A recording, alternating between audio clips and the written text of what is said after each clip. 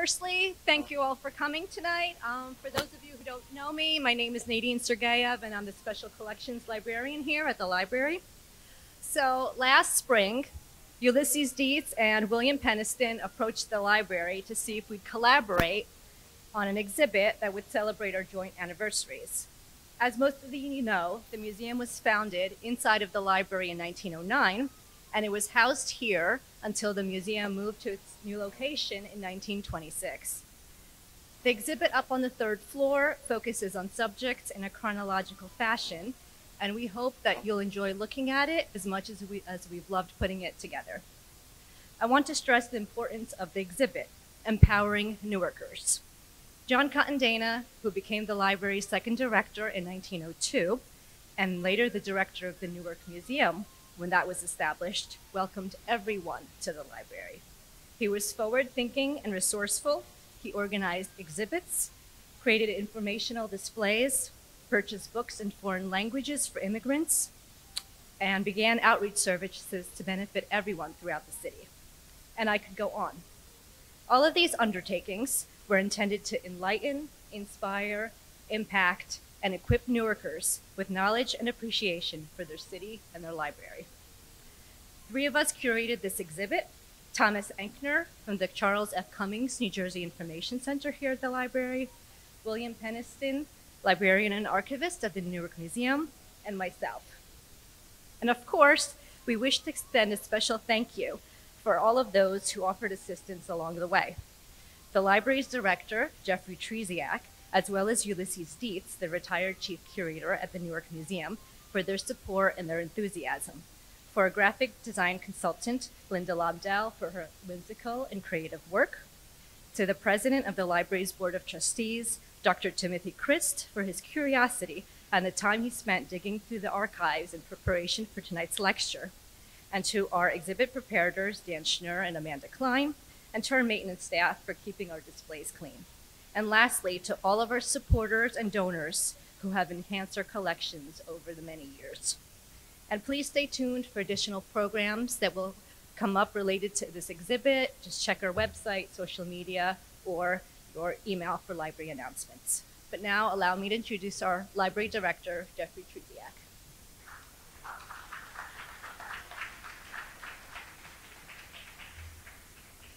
Thank you, Nadine. I want to welcome you all to the Newark Public Library. It's great that so many of you were able to take time out to be with us here this evening for the grand opening of this exhibit, Promoting Books and Objects, Empowering Newarkers, which celebrates the 130th year of the library and the 110th year of the Newark Museum. I hope you've all had a chance to visit the exhibit. As many of you know, the museum was started here on our fourth floor by the ingenious, innovative, and dynamic John Cotton Dana, who served as NPL's second director and the first director of the Newark Museum. It's quite amazing that Mr. Dana, who did not even live in Newark until he was in his mid-40s, had such an instrumental role in developing and expanding two of Newark's greatest cultural institutions. We're thrilled to be hosting this exhibit and look forward to continuing this long-standing tradition of collaboration and partnership with the Newark Museum. I'm especially pleased to see so many staff participating. I want to add my thanks to the staff who are instrumental in bringing this exhibit together. And I also want to thank those of you former staff members who have come to join us here this evening. And now, without further ado, let's get started with the presentations. And I believe first up is President of the Board of Trustees, Dr. Tim Crist. Tim?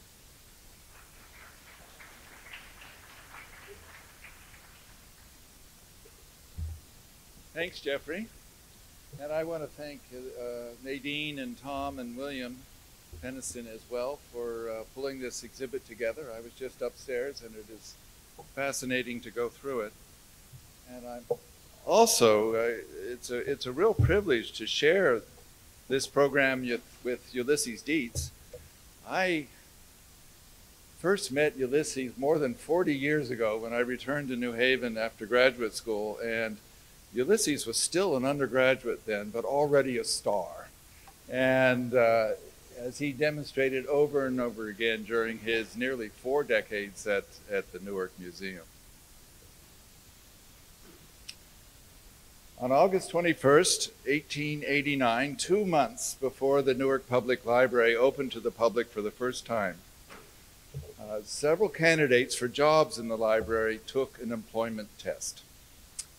The next day, after the examination papers were graded, the library trustees' special committee on assistants unanimously recommended that Miss Beatrice Winser and Miss Frances Herrick be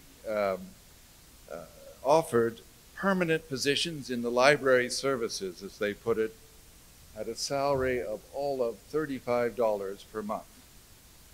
I have no idea what happened to Frances Herrick, but that was the beginning of Beatrice Winser's astonishing 58-year career in Newark as librarian, museum director, and determined advocate for women's equality in higher education. When Tom and Nadine approached me about talking tonight, they told me I could choose any topic I wanted as long as it was not about John Cotton Dana. And I suggested Beatrice Winser, and they immediately agreed. Like everyone who has heard Bruce Ford talk about Beatrice Winser over the years, I have long wanted to know more about her. So this gave me the opportunity to look at the Winser papers, both here at the library and at the museum, and at the family scrapbooks in the New Jersey Historical Society.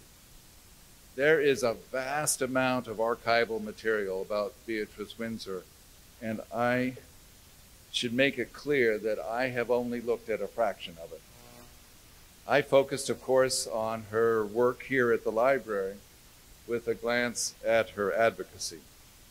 Quintus Jett, here in the first row, has been studying her role in the formation of the University of Newark, and many scholars have looked at the early history of the museum. That's why I wanted to focus on her role here at the library. I guess I should also point out that she was always addressed as Miss Winser, but I have chosen to refer to her as Winser.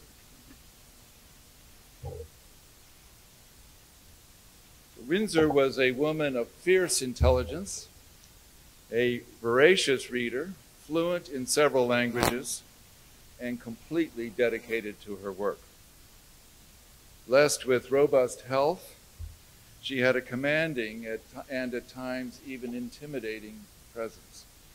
Holger Cahill, who worked with her at the museum before moving to MoMA and then later serving as the national director of the WPA's Federal Arts Project, recalled in later years that she always threw him off a bit. As an administrator, she could be brisk to the point of being brusque and sometimes ruthless in her decisions. But at the same time, many appreciated her personal kindness in both large and small matters. This library was her beloved institution, but she did not limit her considerable energy to the library. She was dubbed the busiest woman in Newark by one of the local newspapers during the years when she served simultaneously as librarian here, as director of the Newark Museum, as a trustee of Dana College and later the University of Newark, and the leader or participant in a host of other projects and organizations. When the newly formed University of Newark conferred an honorary doctorate on her in 1937, in the same group with Louis Bamberger, she was cited as an ideal public servant and a luminous personality. Beatrice Winser's particular genius was organizational management, just as John Cotton Dana's was vision and innovation. Holger Cahill considered Winser an amazing manager, and he suspected that she could run the entire United States government with great efficiency. Winser was not one to chart a new path, but give her a mandate to carry out, and there was almost no one better. We tend not to give a lot of credit to extraordinary managers. Our acclaim goes instead to the innovator and visionary. So it is John Cotton Dana who still gets all the attention. He is the man of genius. For example, in her recent book, John Cotton Dana, Progressive Reform in the Newark Museum, Carol Duncan mentions Windsor only 6 times and dismisses her as Dana's worshipful assistant. It is true that Windsor adored Dana. He was perhaps her ideal man, not in any romantic or physical sense, but for his intellect and vision. But in my view, it is helpful to think of Windsor as completing Dana just as much as Dana completed Windsor. Without Dana, Windsor was a supremely competent but sometimes inflexible bureaucrat, as would become evident toward the end of her career at the library. But I suspect that it is equally true that without Windsor, Dana might have come off as a restless and often contentious dilettante, full of good ideas, but never quite able to pull them off. Together, they achieved greatness, both here at the library and at the museum, and the city of Newark, as well as libraries and museums throughout the United States, were better because of their combined genius. Beatrice Winser was a Newarker through and through. She was born at home at 201 Washington Street in Woodside, Newark, on March 11, 1869, 150 years ago this March. Her father, Henry J. Winser, had been a distinguished Civil War correspondent and was then city editor for the New York Times. Soon after Beatrice's birth, President Ulysses S. Grant named Henry Winser the U.S. consul in Coburg, Germany. And for the first 12 years of her childhood, Beatrice lived in Germany with a couple trips to the United States. Her education was put in the care of governesses, and she became fluent in German and French. And she did not start learning English until she was about 10 years old. Walter Cahill recalled that even as an adult, she spoke English with a bit of a German accent. When the Winser family moved back to Newark in 1881, Henry Winser resumed his career as a journalist, this time as managing editor of the Newark Daily Advertiser, which, as I recall, is a predecessor to the Star Ledger. Beatrice graduated from Newark High School, and I think this may well be her high school graduation photo. The photographer was certainly a Newark photographer, and she looks like she's wearing a gown of some sort. After graduating from Newark High School, she attended Melville Dewey's pioneering School of Library Economy, as it was then called, at Columbia. Dewey suggested, and again, this is Dewey as in the Dewey Decimal System, that interested students spend the summer laying in an extra store of physical strength and good health, visiting libraries, improving their skill in library handwriting, and broadening their knowledge of German, French, and Latin. Those would have been easy tasks for Winser, except for perhaps the library handwriting, since she later drafted letters in an energetic scrawl.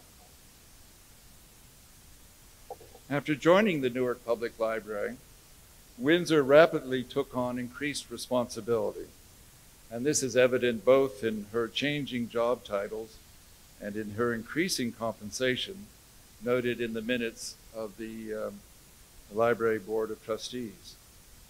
She was just 20 years old when she was hired as the French and German cataloger in 1889. 5 years later, she became assistant director. 5 years after that, when she was just 30, the library trustees made her the acting librarian during the 11-month interval between the departure of Newark's founding librarian, Frank P. Hill, who left to help Brooklyn start its public library, and the arrival in Newark of John Cotton Dana from Springfield, Massachusetts. And keep in mind that this period when she was acting librarian was the period during which this building was still under construction. So she had to manage not only the transfer of all the library activities from another building into here, but the final stages of the construction of this building. 10 years later, in 1909, she worked closely with Dana to establish the Newark Museum Association. And in 1915, Dana recommended to both the library and museum trustees that she be, quote, given authority to take over his duties in his absence. And he tended to be absent a lot.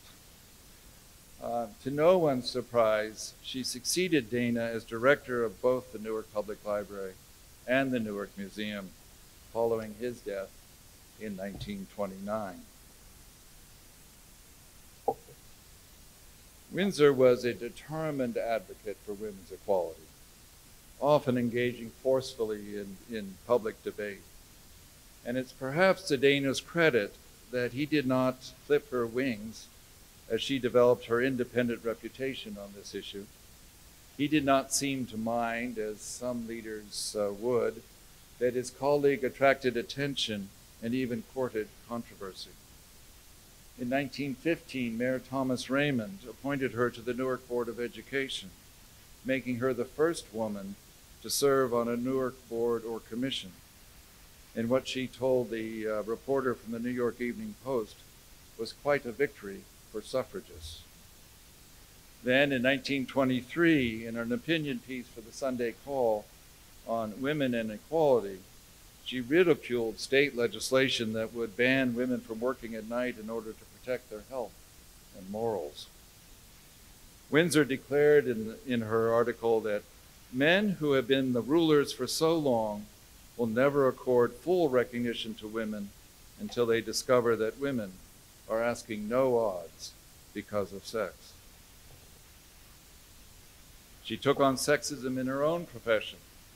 During World War I, and this is something that George Robb has described in a forthcoming article, she challenged the view that running camp libraries for soldiers was a man's job, and that women could be used only as assistants.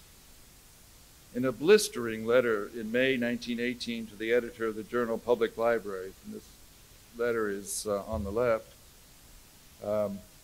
she wrote, "As all our librarians are men, and as nearly all men are of the opinion that man is, in all respects, as far as work is concerned, superior to woman, it is not strange that they all agree that the running of camp libraries is something that can be done by men only.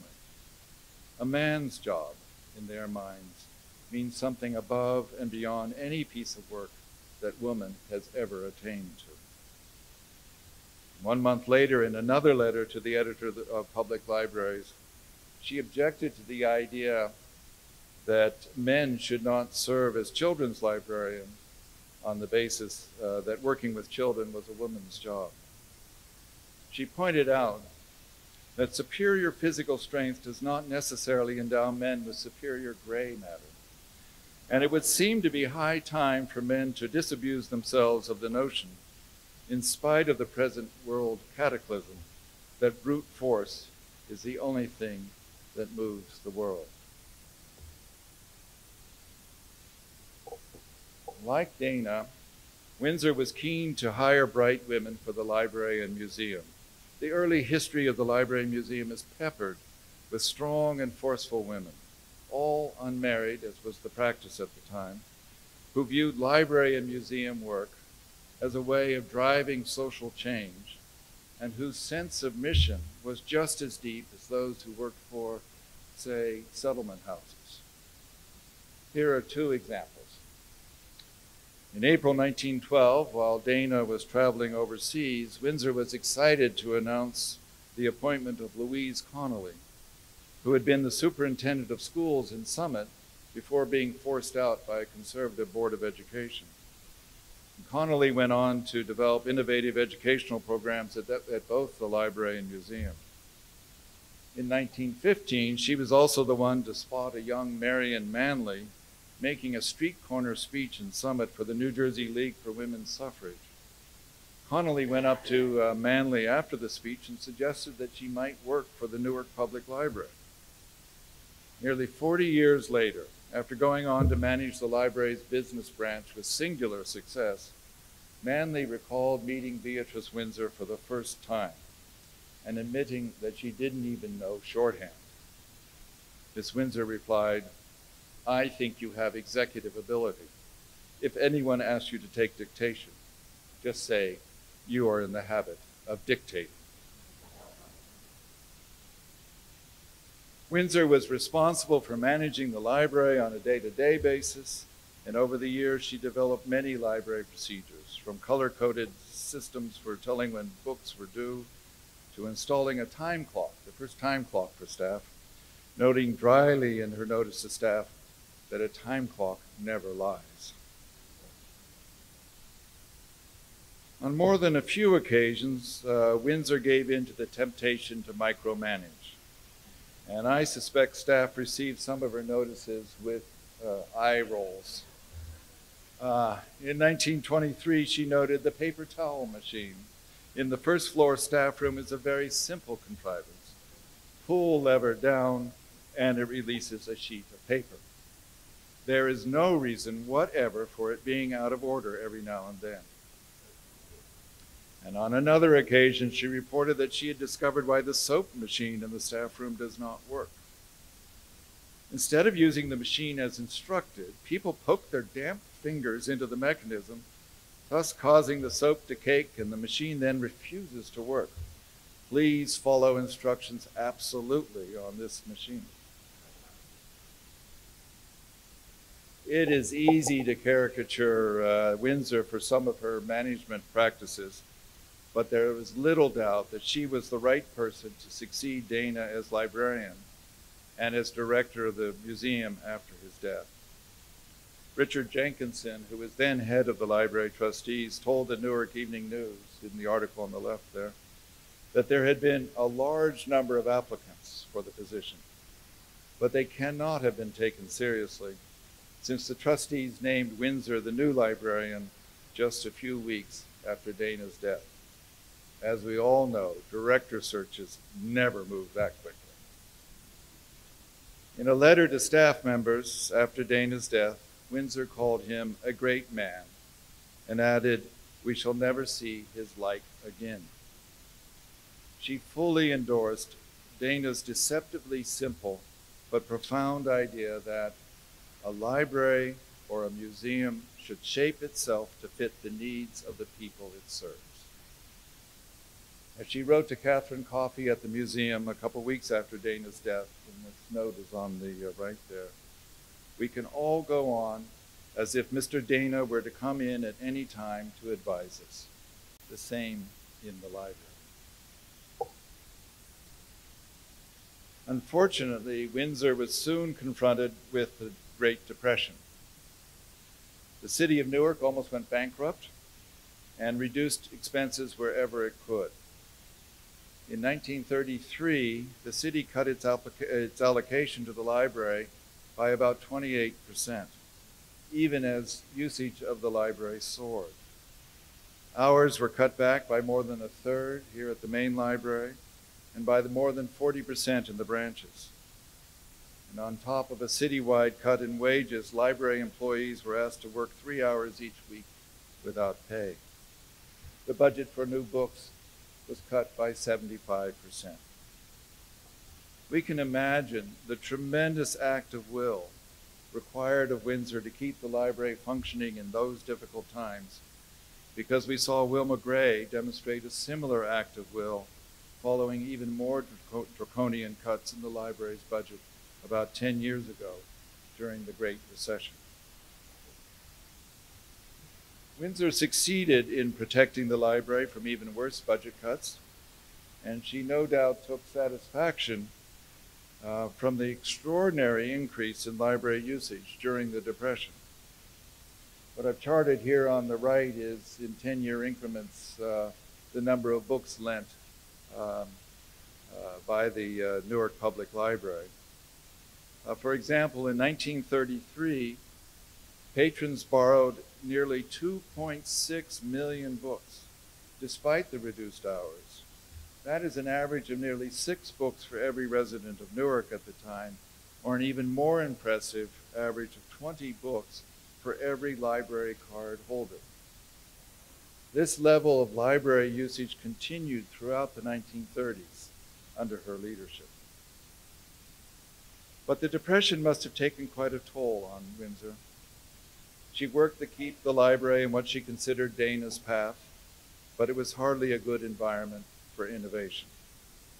She continued to pour her impressive energy into new initiatives, including the University of Newark and a peace organization called Veterans of Future Wars. But it was Frank Kingdon's vision that sparked her in these efforts, not the legacy of John Cotton Dana. My guess is that she put managing the library on something akin to autopilot. In her 5th decade at the library, she knew everything about the operations and procedures, and presumably she felt that what had worked so brilliantly in the past was just fine for the present. There are signs that the trustees grew concerned about Winser and her management style some years before her noisy retirement in 1942. Even at the best of times, there is a delicate dance between trustees and the director of a library. When there is strong trust between the director and trustees, the relationship is smooth and supportive. And Jeffrey, I'm glad to say that's the situation now. But when that trust begins to break down, tensions almost inevitably increase. It can become difficult for trustees to communicate, let alone take action on concerns about a director, especially one with such a commanding presence and competent knowledge as Beatrice Winser. Richard Jenkinson, longtime library trustee and for decades a strong supporter of the library, showed how a trustee might do things the right way. He fully trusted the leadership of both Dana and Winser, but by 1927 he had grown concerned about Winser's tendency to micromanage and her reluctance to delegate. In a remarkable letter to Winser, it's on the left here, he referred warmly to both her parents and then added, "From these two you must have inherited the wonderful energy you possess and display at all times. But take my advice, conserve it, spread it out, and don't work so hard. You have trained and have around you some wonderful women, Gates, Travis, and Gould, and in the museum, Miss Kendall. I am sure they would willingly relieve you of some of your detail work, and you will make them better helpers by giving them more to do, and they will be better for the training and practice." In the end, Winser did not or could not follow Jenkinson's advice, but she kept his letter separate from all her other correspondence, which suggests she took it seriously. In 1938, a different set of trustees took a more direct approach from Winser, resolving at great length, and the resolution's on the right there, but resolving that the librarian be instructed to present to the Board of Trustees at her earliest convenience a comprehensive report showing the divisions, departments, and activities of the Newark Public Library, including theory of operation, practical administration, budgets, salaries, methods of operations, contracts of various kinds, etc., etc. This resolution was practically a declaration of war, and Winser responded with outrage, declaring, "The vote shows a complete lack of confidence in your administration, and I have nothing to say at this time." She succeeded in staring them down. 4 years later, still another set of trustees overruled her objection to transferring a staff member from one of the branches back to the main library. This was a step too far, and Winser objected strenuously on the principle that the librarian should manage the staff of the library, not the Board of Trustees. She asked to retire, and when the board did not reverse its decision, she insisted they grant her request. Winser was quite right on this question of principle. Trustees hire and evaluate the library director, but it is the responsibility of the director to manage the staff. In this instance, the dispute was no doubt a larger issue coming out sideways. Winser had worked for the library for 53 years at this point, and she had apparently become imperious and more than a little inflexible in her role. The trustees likely felt it was a time for fresh leadership. Winser did not go quietly. She complained loudly and often about the trustees, carrying out a wide correspondence on the matter, and she got the local newspapers on her side. The staff backed her both privately and publicly, and Winser went so far as to declare that the trustees would be unable to attract a new librarian of any merit given their shameful action. The controversy was so great that a 9-member public commission was formed to inquire into conditions at the library. Its report 3 months later avoided firm conclusions and seems to have had the sole aim of pouring oil on troubled waters. And in the event, the trustees secured John B. Kaiser, who had been head of the Oakland Public Library for the prior 15 years, to serve as the new librarian in Newark. Winser continued as director of the Newark Museum for the next 5 years, but she severed all ties with the library. I might add that for the first time, Winser was paid by the museum. So, because as far as I can tell, Dana worked for 20 years and Winser for 33 years on both library and museum matters, but were compensated only by the library during those years. Following Winser's death in September 1947 at age 78, she had retired from the museum just a couple months earlier. The trustees, the library trustees, had the grace to close the library for a couple hours to permit staff members to attend her funeral at Trinity Cathedral in Military Park, which her family had attended for some 6 decades. Winser was buried in a family plot in Greenwood Cemetery in Brooklyn. Well, as we mark this 130th anniversary of the Newark Public Library and the 110th anniversary of the Newark Museum, it is amazing to recall that Beatrice Winser played a key role in the first 53 years of the library's history and the first 38 years of the museum's history. She deserves more credit than she has received. I will give the last word to John Cotton Dana. In a letter to Winser in 1914, the midway point in their 29-year partnership, Dana expressed just how much their partnership meant to him. "For your eyes only," he wrote, "I write to say that your 25 years in the Newark Library," and again, this was the midway point of her time at the library, "your 25 years in the Newark Library are very, very much to your honor. As for the 15 years thereof which I have shared with you, you've helped to make their burdens bearable, their pleasures greater, and their accomplishments have been possible only through your tireless energy, your ready understanding, your eternally straightforward criticism, and your abiding desire to make our institution always worthwhile." Always worthwhile. That's a good goal to keep in mind during this anniversary year and for years to come. Thank you.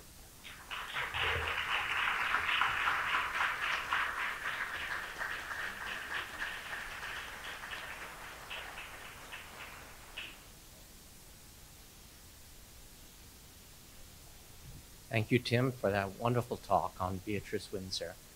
I'm going back to John Cotton Dana. He once wrote, "It is easy for museums to get objects," and I think Ulysses will be speaking about that tonight.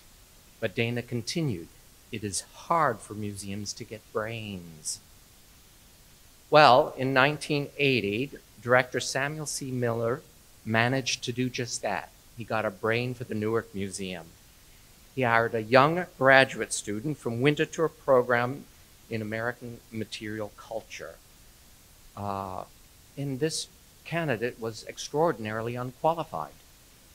He had a He had a degree, an undergraduate degree in French literature. And he had almost no curatorial experience. And yet, Ulysses Grant Dietz was an inspired choice. He possessed intelligence, creativity, curiosity, and wit, perhaps wit above all else. He began his career at the Newark Museum as the curator of decorative arts with an exhibit on crazy quilts. And over the next 38 years, he organized more than 100 exhibits on art pottery, Stuart ceramics, studio ceramics, jewelry, furniture, and much, much more. The Glitter and the Gold, Fashioning American Jewelry, focused on the history of the Newark's jewelry industry, which dominated the national market for over 100 years. Great Pots, Contemporary Ceramics from Function to Fantasy, focused on objects of perfect beauty, useful household companions, what Dana might call everyday objects of good design, and other pots more outrageous and sculptural that redefine the very relationship between art and craft. In 1985, Ulysses was instrumental in securing the designation National Historic Landmark for the Ballantyne House. Between 1982 and 1994, he oversaw the second restoration of the mansion. The installation, House and Home, and used the house as a showcase for the decorative arts and highlighted how Americans have always expressed themselves by the objects they choose for their homes.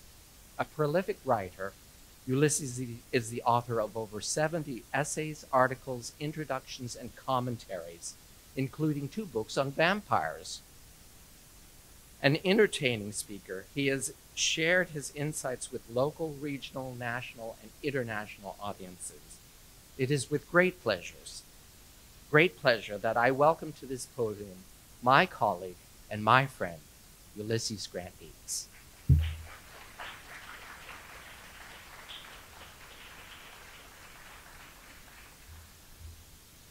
Well, I'm in the awkward position of following that lovely introduction, and thank you, Will, because you actually listened to things I told you over the years, because the fact that the museum hired me in 1980, in retrospect, boggles my mind, but we were both lucky, I think.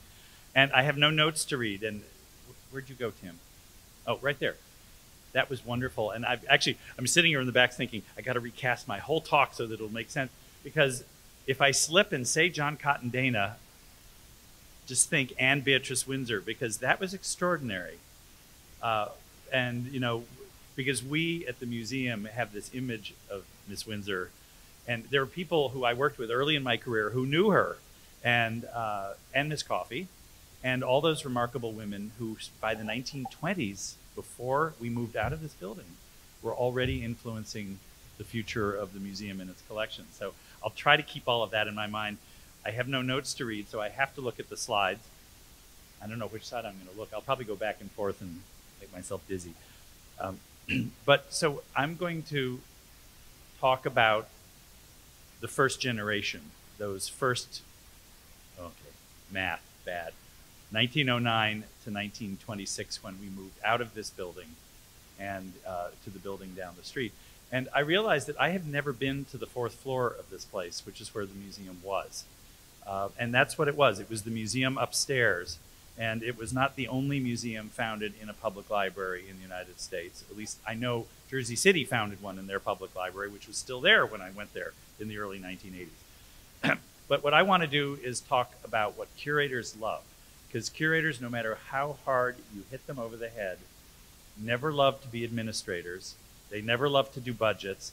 And they never love to handle the detail work, which is why someone like Miss Winser would have been so important in the early years of the museum, to keep Mr. Dana, and I thought that idea of keeping him on the rails so that his vision didn't get him lost in the weeds, and keeping the administrative part of it, all of the nuts and bolts that go into producing any exhibition, no matter how small, even the change of a single object takes a whole network of people. But don't get me on that. That's why I retired last year.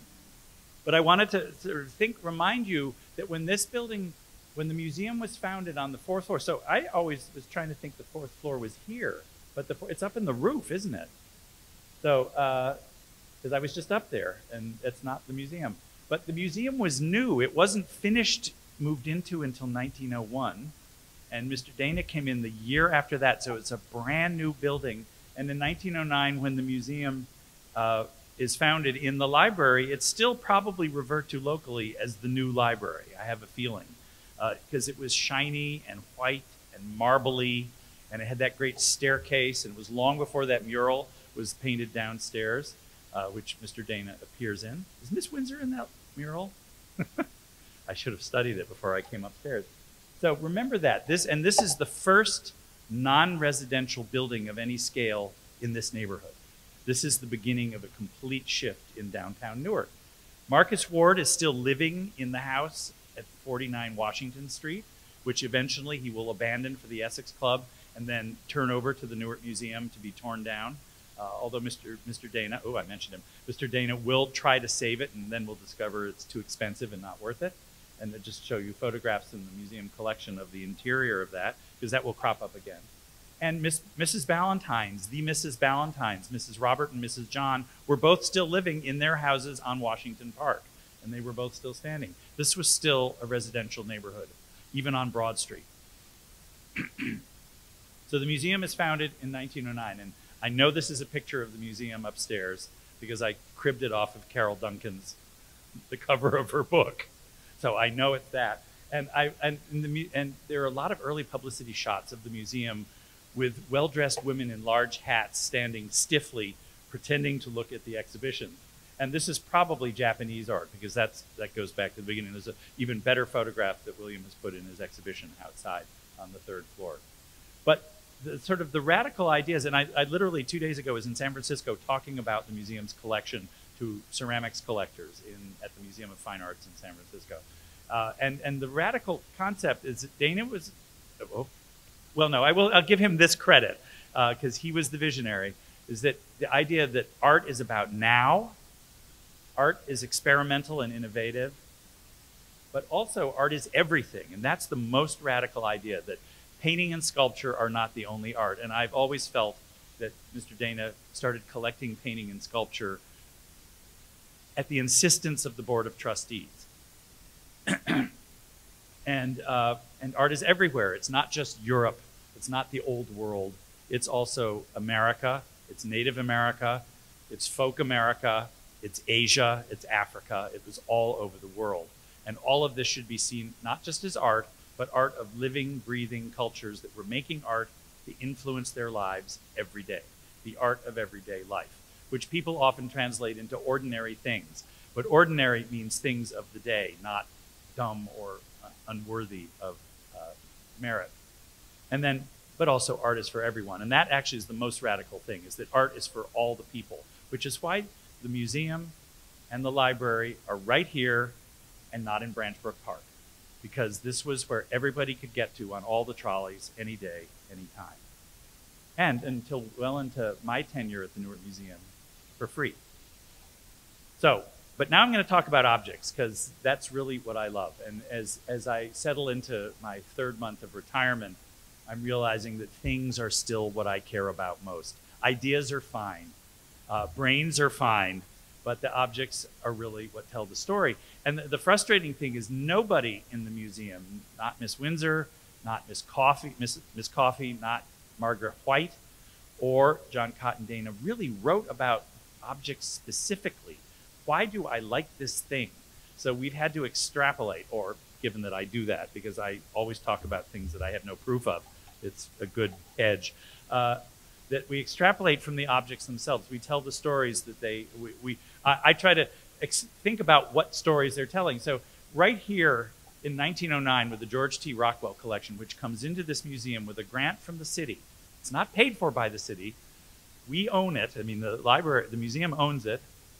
But we were given a block of money to buy this collection from George Rockwell, who was a pharmacist in Newark, and who, according to our files, his last known address was the Essex County Home for the Insane.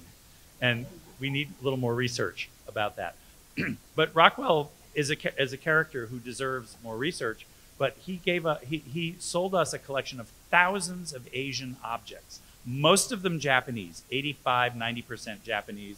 But on the left is a great Qing Dynasty robin's egg blue vase that exemplifies what Mr. Dana thought of as beautiful, I think. Again, I realize he never said that. I think this is beautiful. That's the way I interpret it. And on the right is a Japanese piece from that 1909 gift, although probably made in Japan for the Western market. The Japanese were marketing what they knew Westerners liked so that we would snap it up. No Japanese family ever owned a piece like that.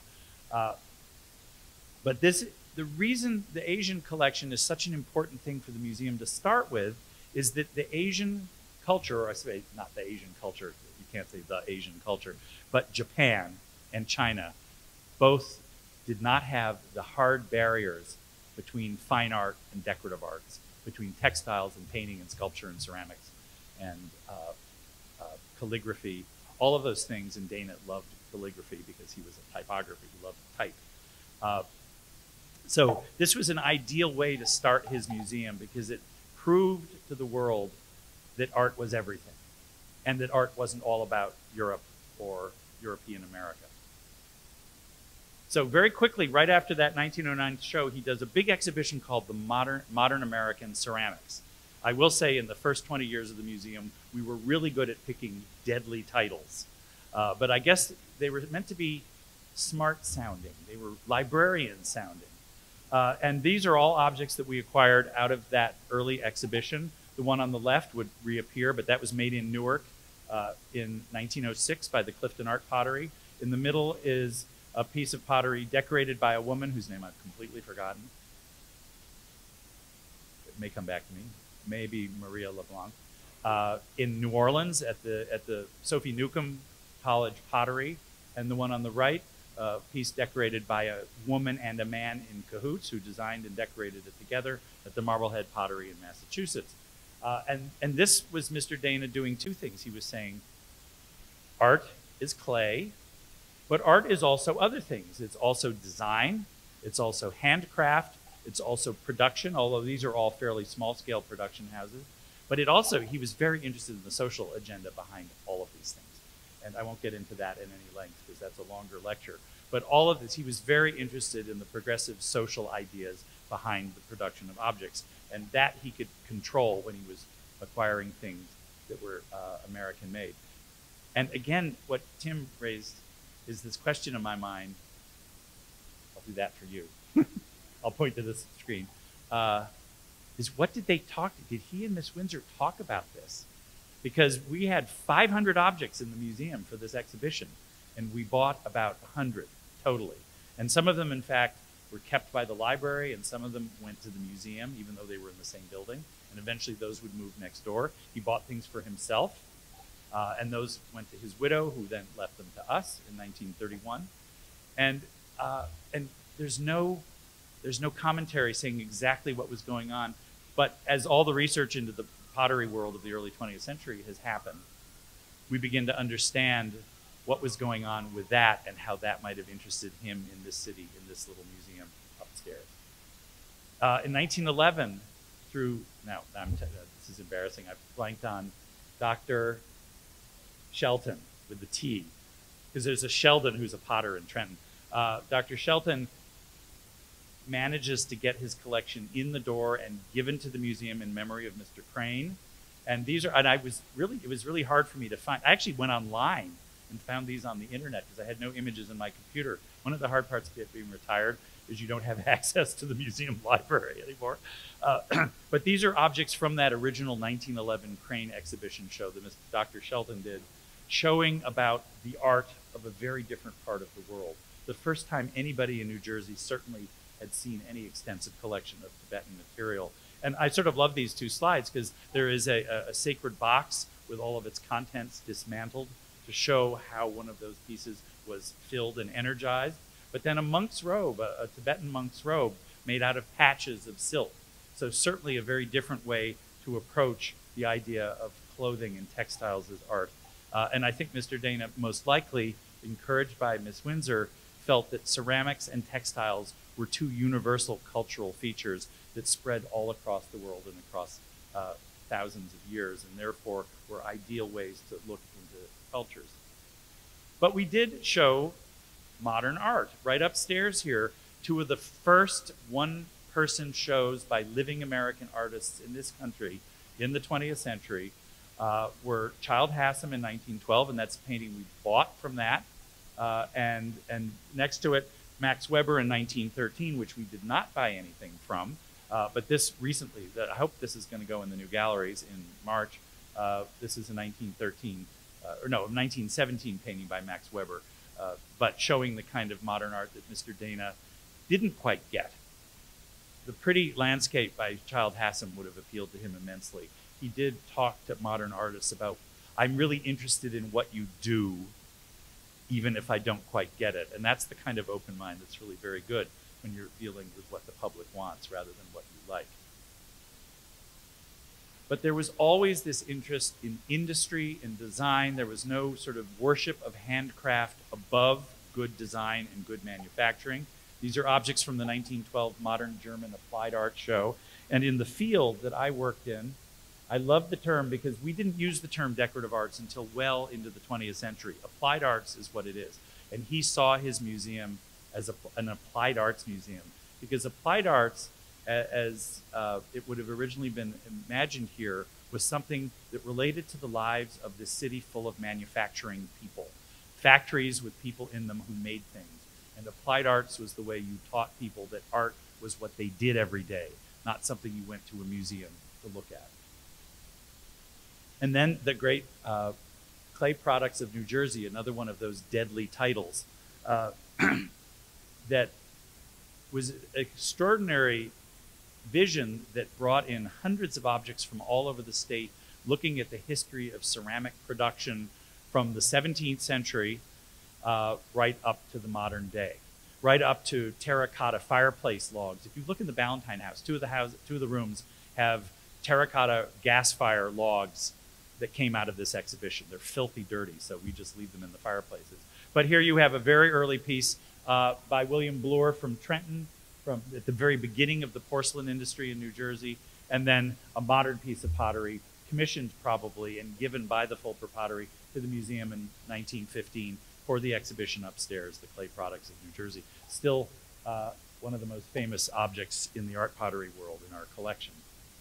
In 1916, oh, some of my slides went wonky, and I have no other slides of this, and this makes me crazy. The museum has one of the great archives of Patterson textiles, plushes and silks and brocades, some of them appalling looking, like bright hot pink with mustard brocade and turquoise and gold and pretty jazzy stuff. And all I have a slide of these, because I put these out a couple of years ago, of these Newark-made knitted silk stockings by the Rivoli Silk Mills, which were part of the 1916 exhibition that not only looked at New Jersey-made textiles from today, but also looked at textiles that immigrants to Newark had brought with them from their native countries, Romanian and Turkish and Russian and Greek textiles that are in the collections because they were part of that exhibition in 1916.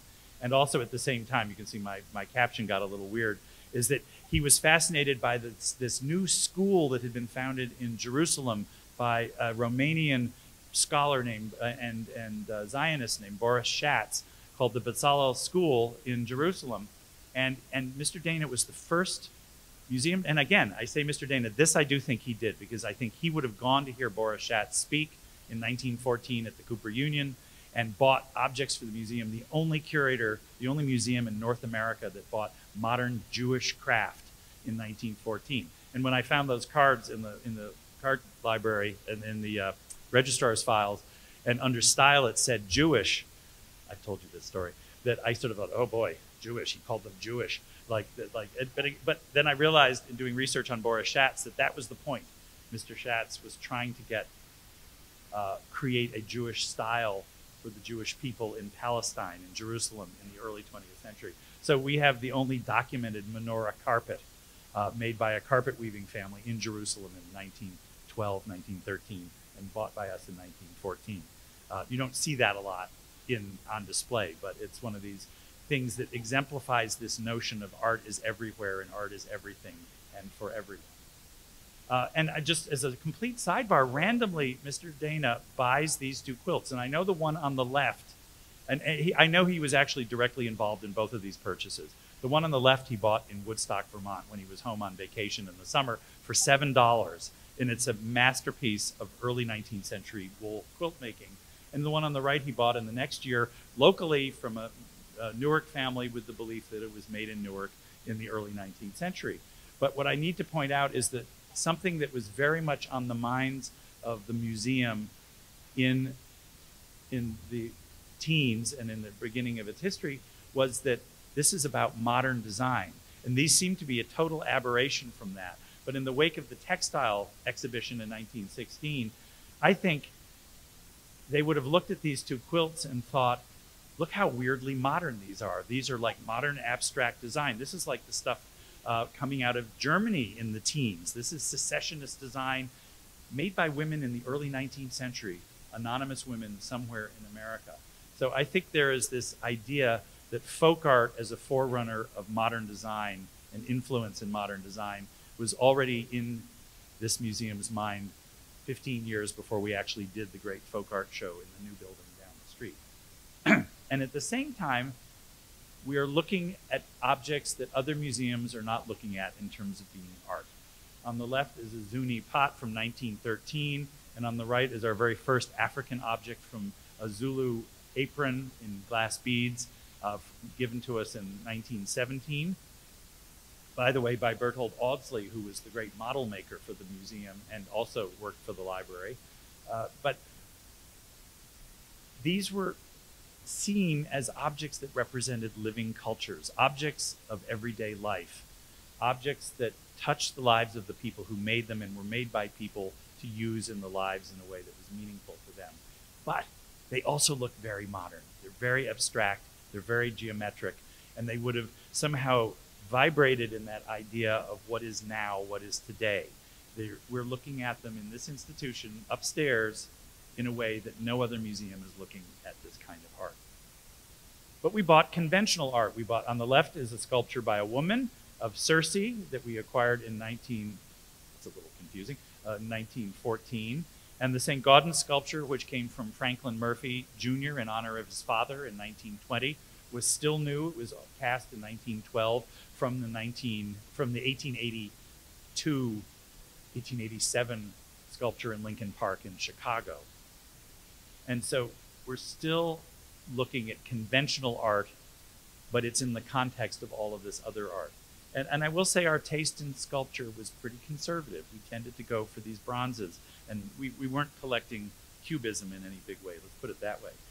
Now, it gets complicated because in 1920, Ackerman and Ellie Coles, brother and sister, the children of Abraham Coles, who was a famous Newark physician, begin to give us things that Emily Coles, J. Ackerman and his sister, I think really he was the collector, have been buying up. And he was out shopping in the 1890s. And what I love about it, here's our great Bierstadt, Sunshine and Shadows, and a small Bierstadt landscape set in Franconia, New Hampshire? Is it New Hampshire? And what I love about this is these are cataloged in the museum in 1920 as modern. Because, of course, they were all painted after Mr. Dana was born. So anything in his lifetime was modern. And I have a feeling this was the beginning of the thin edge of the wedge when the museum began to look backwards and began to look at historical objects. But they came in and were cataloged under the rubric of being the art of today. And then to confuse things even more, when Marcus Ward dies in 1921, he leaves us the contents of his house, but the art and the bric-a-brac. He did not leave us the furniture, which pains me dreadfully, which you'll see. Basically because this chair was in that house that was torn down, emptied and torn down to build the museum. And this is Marcus Jr., Marcus Lawrence Ward Jr. His father was a very close friend of U.S. Grant, head of the Republican Party in the 19th century. But Marcus and his brother Joseph, of the 8 children the Wards had, were the only survivors. Nicholas Longworth Ward had already died when this painting was done. These are done at the same time by Lily Spencer. And these 2 children would die within the next year. And that brings me to a couple of other things that came in. Because the museum, inevitably museums are pressured, no matter what their mission is, to take in relics, things from people locally that they care about. So one of our early trustees who lived right on the park, right that side of the library, Archibald Mercer, gave us 2 gold watches in 1911, the first pieces of jewelry to enter the collection. This happens to be very important, a New York 18th century watch in an English pear case made for the watch. So a very early example of that kind of thing in New Jersey. And then Marcus Ward's mother depicted on a brooch given to her by her husband in the middle of the 19th century. So these kind of family relics came in and quite frankly sat in drawers for 75 years until I took them out. And this is a brooch his mother wore with the hair of 2 of his deceased siblings and an incredible Masonic badge in gold and diamonds and sapphires worn by his brother, who was the head of an important, socially prominent Masonic lodge in New York City. So these things sat there and wouldn't have any influence on the museum until much later in the 20th century. So, but they came in. And then Mr. Dana flouted common wisdom by having a second modern German applied arts on the heels of World War I. He was excoriated publicly for doing this, but he loved Germany and he had faith in Germany, and he died soon enough for that. But these great objects, paid for, interestingly, by the great Jewish financier Otto Kahn, who was a friend of Louis Bamberger's and who had a great estate out in Morristown. And he gave us money to buy objects out of that second exhibition. And then just to end it in the 1920s is that we continued to delve and to collect into increasingly large expanses of Asia. More Chinese, more Japanese, more Tibetan material came in. Another piece given to us in 1920 after the death of Dr. Shelton. And then most amazingly, and these I love because Katie Paul at the museum researched the provenance of these and figured out what the point of these was, these great cinnabar boxes commissioned by the museum for its big exhibition upstairs here called, the original title was China and the Chinese. It was later retitled China, the Land and Its People. But we went and got brand new Republic period objects to show that these beautiful antique things made in China were part of a living tradition that went on and carried on well into the 20th century. And with that, we have to close the door on the museum upstairs, and in another time, in another place, we'll talk about the museum next door. And this is in the first opening year of that great central court, with the skylights all opened up right down to the rafters. Thank you.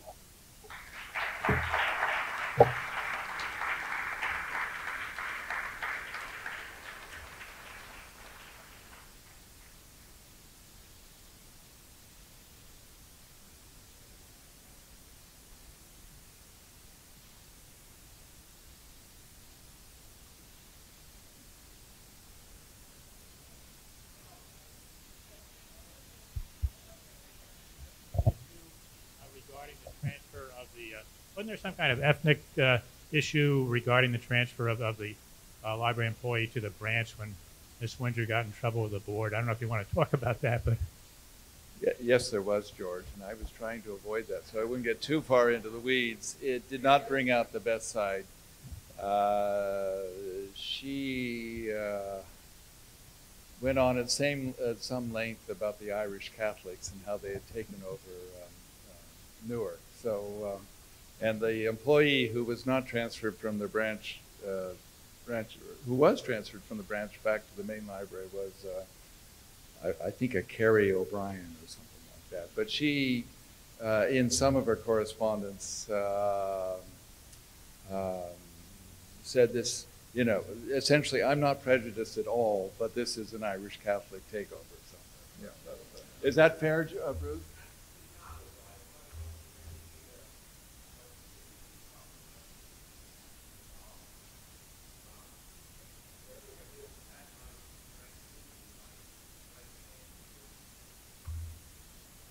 So it's a complicated story, and it should probably be unspooled a little bit, partly with the University of Newark and some other things. But the fact is that she was absolutely outraged. She did not leave quietly, and she wrote to the librarians at Harvard and Princeton and across the country to get support for her position. And in the end, the whole thing was unfortunate, I would say. Arnold.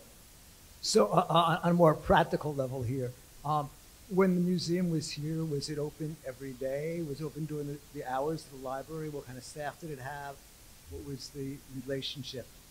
Nadine, I may defer to you on that. You know, by the way, the pictures that you took from Carol Duncan's, that was the picture collection where artists could come in, they could borrow or take or set up their desks. You see that in the exhibit and copy the various pictures.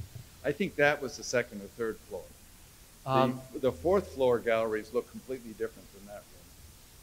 Tim, just a quick question, a quick answer to the question about the staff. In those first years, first of all, you have to understand there were exhibits in the library before the museum was founded, and those exhibits were put together by the library staff. And in those early years, those library staff members continued to work for the museum. In the early years, the museum trustees kept agreeing that one staff member from the library would be lent to the museum. In 1911, I think they had 3 people that they actually hired for the museum, and gradually and one of them was Alice Kendall, by the way, and gradually the museum staff grew. When we went to the public, when we went down the street, that is when the staff grew by up to like 25 people. And it continued to grow until the Depression, and then then there was a cut. One thing I might add to Ulysses' presentation is that the library had similar exhibits that wouldn't be considered part of the museum. I'm now trying to find information about Bruce Rogers, who was one of the great book designers of the 20th century. And the very first public exhibition of his work was here at the library in 1916. It was nominally sponsored by the Carteret Book Club, but that was essentially run out of the library as well. So while all these exhibitions were taking place, there were similar exhibitions about typography, about book design, about other elements that might be considered library as opposed to the museum. And so Nadine has in her care now the works of art on paper, which remained here at the library, some 30,000 prints, a magnificent special collection that remained here at the library because of the emphasis on expression on paper, as you say, calligraphy and other things. But if it was a piece of, I guess the Japanese prints are split between the museum and the library. Certainly there's a wonderful collection of Japanese woodblock prints here. But the interest was so Catholic, so broad, and again and again, there were firsts here at the library for the museum and for the library, bringing together this expression that crafts, that industrial activities could incorporate art and good design, whether it was printing or pottery or whatever. Questions for Ulysses?